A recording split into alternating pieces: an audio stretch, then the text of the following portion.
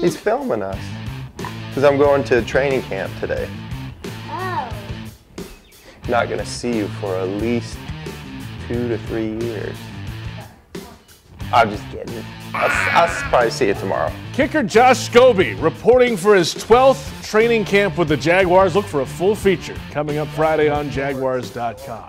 And welcome to Inside the Jaguars, presented by FanDuel. JP Shadrick with you. Camp is upon us. Jaguars veterans reported for work Thursday, and many already reported earlier this week. 89 of 90 players are accounted for so far. We'll get to that one player not in the building in just a moment. The excitement is always elevated at the start of training camp, but in year 3 for head coach Gus Bradley, things are a little different. It's different feel. I think, last year, maybe, some would say that we were young. We can't say that this year. I think we have some youth, but it's the right amount of youth. I think that we brought in some veteran players, and some of our youth have grown to be more of a veteran presence. Now back to the one player not in camp today. That's 13th-year Leo defensive end Chris Clemons. And Bradley said he's talked with Clemons, but also called it a little concerning. And he added he doesn't expect it to be an extended absence.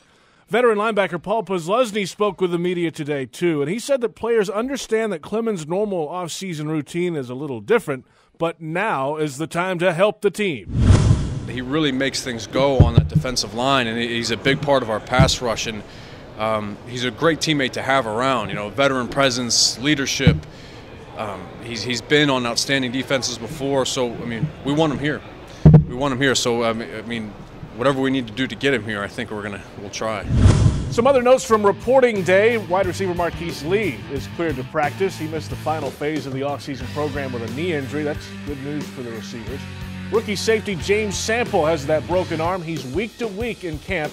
He gets ever closer to his return. And Leo defensive end Dante Fowler Jr. will go on injured reserve in September, but he continues to come to the facility every day for rehab, as he did in the dead zone, and by all accounts, his recovery is going very well.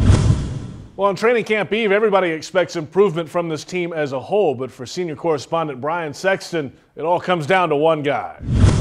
Football season is here, or at least it's visible from here. After months of waiting for free agency and the draft, now we wait for real, honest-to-goodness football. Honestly, that means we're waiting another month, but training camp and the preseason is a fairly good substitute. There are plenty of storylines to follow this summer. A new offense, a new offensive line, a defense that was bolstered in many of the right places, higher expectations in Season 3 for Gus Bradley's program, rookie running back TJ Yeldon, and it goes on and on and on. The big story, of course, is quarterback Blake Bortles, whose mechanics were highly scrutinized throughout the spring and summer workouts, and by all accounts, were worthy of higher expectations for Season 2 for the young signal caller's career.